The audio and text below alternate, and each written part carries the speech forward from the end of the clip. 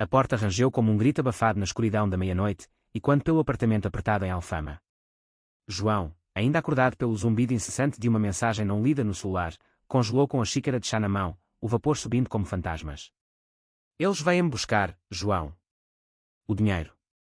Eu dei tudo a eles, sussurrou o vizinho idoso, os olhos vidrados de pânico, antes de desabar no chão como uma marionete cortada. João ajoelhou-se imediatamente, o coração martelando contra as costelas como um tambor de fado distante. Manuel, o senhor de 78 anos que vivia do outro lado do corredor estreito, era mais que um vizinho, era o guardião silencioso de segredos que João nem imaginava carregar. Desde que se mudara para aquele prédio decrépito em Lisboa 3 anos antes, fugindo das sombras de uma família que o renegara por ser gay, João encontrara em Manuel uma presença reconfortante, como as pedras antigas das ruas que absorviam o sol do dia e devolviam o calor à noite. Mas agora, vendo o homem tremer, as mãos enrugadas agarrando o ar como se pudesse reter o que já escapara, João sentiu um frio que não era do inverno atlântico infiltrando-se em suas veias. Calma, Manuel. Respire. Conte-me tudo, murmurou João, ajudando-o a se levantar e guiando-o para o sofá gasto, onde pilhas de livros empoeirados sobre história portuguesa se empilhavam como fortalezas esquecidas. Manuel, com sua postura sempre ereta e o bigode impecável, parecia agora uma relíquia frágil, rachada pela traição. Ele engoliu em seco, os olhos evitando os de João, fixando-se no tapete poído que outrora fora bordado com cenas de marinheiros. Era um homem. Não, dois. Diziam ser de uma fundação para preservar o património de Lisboa. Falavam de um projeto para restaurar as fachadas de azulejos aqui em Alfama, algo nobre, como as nossas raízes. Mostraram papéis, selos oficiais. Eu assinei. Transferi tudo o que tinha da pensão acumulada. 50.000 euros, João. Minha vida inteira. João sentiu o estômago revirar. 50.000 euros. Para um homem que vivia de chá fraco e pão amanhecido, era um império desmoronado. Ele pensou em sua própria luta, o emprego precário como designer gráfico freelance, os olhares enviesados no bairro conservador, onde ser abertamente gay ainda ecoava como um sussurro de escândalo nas sacadas de ferro forjado. Mas isso era roubo, puro e cruel, explorando a solidão de um idoso que carregava o peso de décadas sem família por perto. Quem eram eles? Tem nomes, fotos. Manuel hesitou, como se as palavras fossem espinhos. Um se chamava Rui, alto, com tatuagens no braço. O outro, mais jovem, Pedro, com um sorriso que parecia honesto demais. Vieram há 2 semanas, à tarde, quando o sol batia nas janelas e eu me sentia otimista. Prometeram que meu dinheiro ajudaria a salvar o bairro, que eu seria um herói anónimo.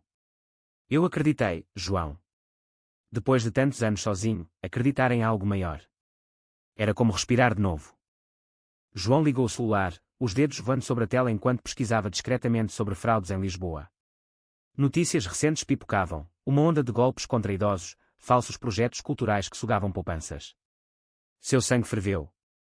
Ele não era detetive, mas crescera ouvindo histórias de sua avó sobre a resiliência portuguesa, como os navegadores enfrentavam tempestades pelo desconhecido. Agora, era sua vez. Vou ajudá-lo a recuperá-lo. Amanhã, vamos à polícia. Mas primeiro, descansa aqui. Não o deixarei sozinho. Enquanto preparava um chá de camomila, João observou Manuel adormecer no sofá, o rosto suavizado pelo cansaço.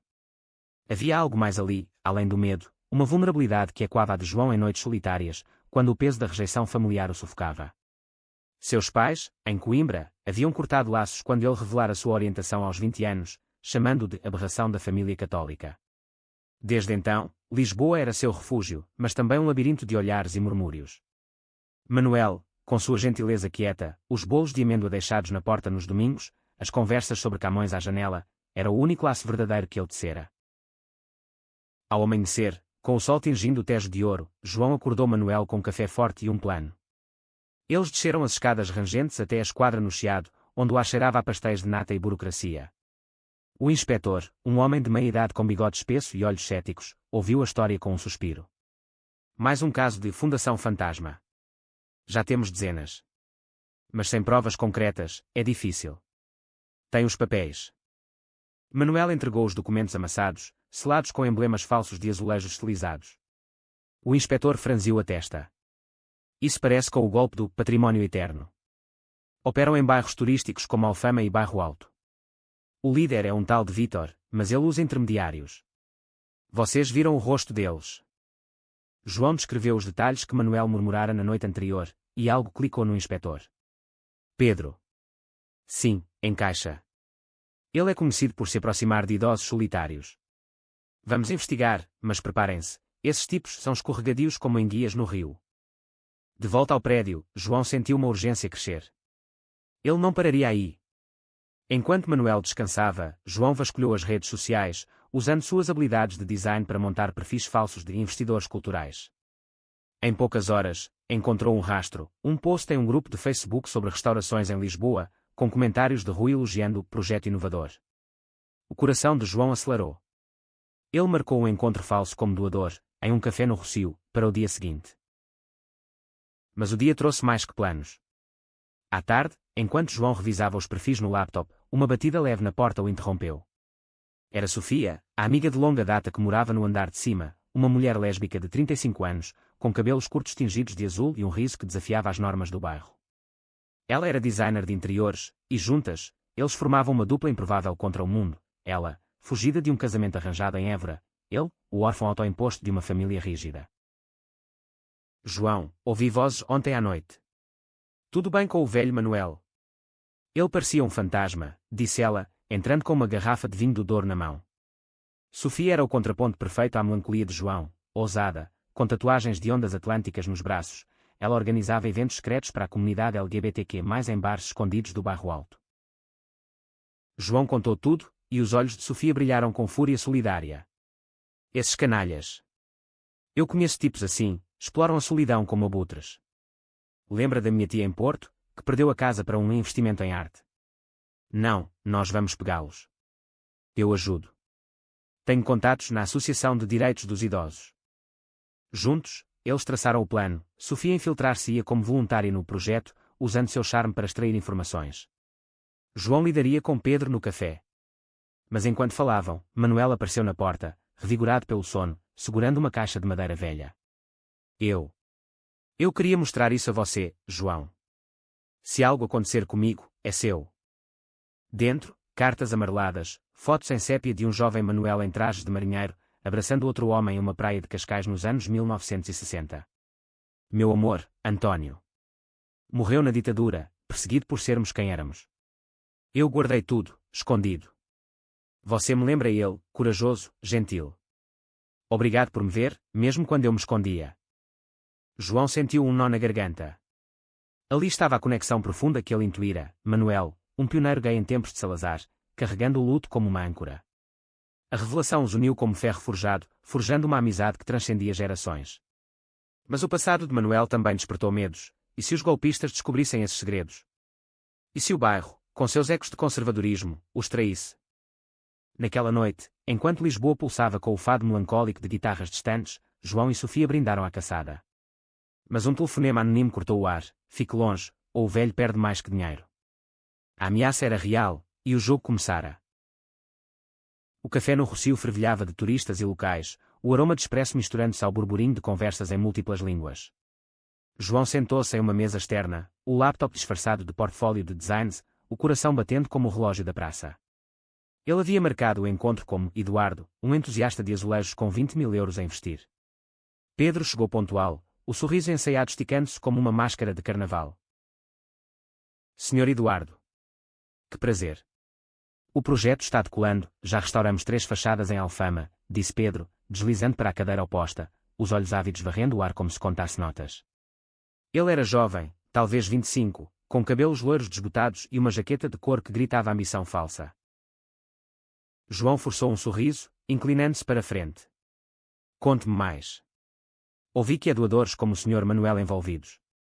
Como funciona o retorno?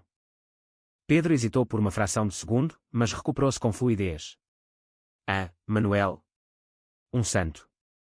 Contribuiu generosamente. O retorno é em honra, senhor, placas comemorativas, visitas guiadas. Mas se quiser ver os planos. Ele puxou um tablet, exibindo renderes falsos de edifícios reluzentes. Enquanto Pedro tagarelava, João gravava tudo no celular escondido. Mas então, um erro, Pedro mencionou um endereço em Belém, onde guardamos os materiais. Um esconderijo. João pressionou, e o Rui? Ele gerencia isso. O sorriso de Pedro vacilou. Rui. Meu parceiro de negócios. Porquê? Curiosidade. Dizem que ele tem contatos interessantes. João piscou, testando águas. Pedro se levantou abruptamente. Olhe, vamos marcar uma visita ao local. Amanhã, às 10. Não perca. Ele saiu apressado, deixando um rastro de perfume barato. De volta ao apartamento, João compartilhou a gravação com Sofia e Manuel. Sofia, com seus contatos, confirmou, o endereço em Belém era um armazém abandonado, usado por golpistas. Perfeito. Eu vou como voluntária hoje à tarde. Distrairei Rui enquanto você e Manuel vão à polícia com isso. Mas Manuel balançou a cabeça, os olhos endurecidos pela memória. Não só polícia. Eu quero confrontá-los. Pela primeira vez na vida, não vou me esconder. A tensão cresceu como uma maré alta. Sofia partiu para o escritório falso em um convento reformado no Bairro Alto, onde Rui operava. Ela se vestiu como uma turista abastada, com lenço de seda e sotaque do Alentejo para despistar. Dentro, o lugar era um circo de papéis falsos e computadores velhos. Rui, alto e tatuado, recebeu-a com efusividade. Senhora, sua ajuda salvará nossa herança. Enquanto Rui a levava em um tour improvisado, Sofia plantou um pendrive com malware, cortesia de um amigo hacker na comunidade que era underground de Lisboa. Conte-me sobre os doadores. Há histórias inspiradoras, perguntou ela, os olhos inocentes. Rui mordeu a isca. O velho Manuel. Fácil, solitário. Pensou que era para o bem maior. Mas negócios são negócios. A fúria de Sofia queimou, mas ela sorriu. Solitário. Ele tem amigos leais. Como eu. Horas depois, no armazém de Belém, João e Manuel esperavam na van de Sofia, o ar salgado do Tejo misturando-se ao cheiro de ferrugem. A polícia, alertada pela gravação, posicionou-se nas sombras. Quando Pedro e Rui chegaram, carregando caixas de materiais, na verdade, pilhas de documentos roubados, o cerco fechou-se. Polícia. Mãos ao ar, gritou o inspetor, luzes piscando como estrelas caídas. O caos explodiu. Rui tentou fugir, derrubando caixas que revelavam laptops cheios de dados de vítimas, incluindo fotos de Manuel jovem com António, roubadas de sua casa durante a visita. Pedro, encurralado, cuspiu acusações, foi ideia do Vítor. Ele nos força. No meio da confusão, Manuel avançou, voz trêmula mas firme, vocês roubaram mais que dinheiro, roubaram dignidade. Pela minha vida, pela de António, paguem. João o puxou para trás, mas o orgulho incharam seus olhos. Os golpistas foram algemados, o dinheiro rastreado em contas offshore. Mas a vitória era agridoce. Ao vasculhar o armazém, a polícia encontrou uma carta de Vítor, o chefe, ameaçando expor segredos pessoais de vítimas para silenciar reclamações. Segredos como os de Manuel. De volta ao prédio, sob o céu estrelado de Lisboa, os três, João, Manuel e Sofia, sentaram-se na varanda, vinho fluindo como confissões. Eu temi que soubessem de António, admitiu Manuel. Na minha época, amor como o nosso era crime. Escondi-me por décadas, perdendo amigos por medo. Sofia apertou sua mão. E agora? Somos uma família. Minha ex, em Évora, me ensinou que laços verdadeiros desafiam tempestades. João assentiu, o peito leve pela primeira vez. Mas o destino guardava reviravoltas. Dias depois, um advogado bateu à porta. O testamento de Manuel, atualizado secretamente após o golpe, deixava tudo a João, não só o apartamento, mas uma casa em Sintra, herança de António, cheia de arte que era escondida da era salazarista. Você me salvou, filho. Agora, salve nossa história. A surpresa abalou João. Herdar não era só tijolos, era responsabilidade, um museu vivo de amores proibidos. Mas com ela veio conflito. A família distante de Manuel, em Faro, contestou o testamento, alegando influência indevida de um amigo peculiar. Rumores se espalharam pelo bairro, o jovem gay manipulou o velho por ganância. Ressurgiu como névoa do Tejo. Vizinhos que outrora acenavam agora viravam o rosto, grafites homofóbicos sujaram a porta. Sofia organizou uma vigília na Praça de Alfama, com a comunidade LGBTQ+, de Lisboa, drag queens do Bairro Alto, ativistas de Coimbra, erguendo vozes em cânticos de fado adaptados para hinos de orgulho. Amor não herda ódio, gritavam. João, no centro da tempestade, duvidou pela primeira vez. E se eu for mesmo a causa do sofrimento dele? Mas Manuel, com olhos de sábio, rebateu, não, João. Você é a luz que Antônio teria amado. Lute, como eu não lutei. O julgamento em Lisboa foi um caldeirão de emoções. O juiz, uma mulher de olhar penetrante, ouviu testemunhas, Sofia Depp sobre a amizade pura, um historiador confirmou a casa em Sintra como refúgio que era histórico. A família de Manuel, representada por um primo rabugento, acusou, ele estava senil, manipulado por esse estilo de vida. Mas o golpe final veio de uma carta de Antônio, lida em voz alta: se eu partir, Manuel, encontra alguém para carregar nossa chama. Não esconda. Lágrimas fluíram, o juiz concedeu a herança a João, com uma ordem de preservação cultural. A vitória libertou Manuel. Ele e João restauraram a casa em Sintra, transformando-a em um centro para jovens LGBTQ+, oficinas de arte, contos de resiliência. Sofia gerenciou os eventos, sua parceira nova, uma poetisa de Setúbal, trazendo versos que curavam feridas. Anos depois, em uma noite de luar sobre o Tejo, João e Manuel sentaram-se na varanda da casa nova, o ar perfumado de jasmim. Você me deu uma família, disse João. E você, uma segunda chance, respondeu Manuel, os olhos brilhando. O amor, profundo e inesperado, havia vencido as sombras, um legado eterno em terras portuguesas.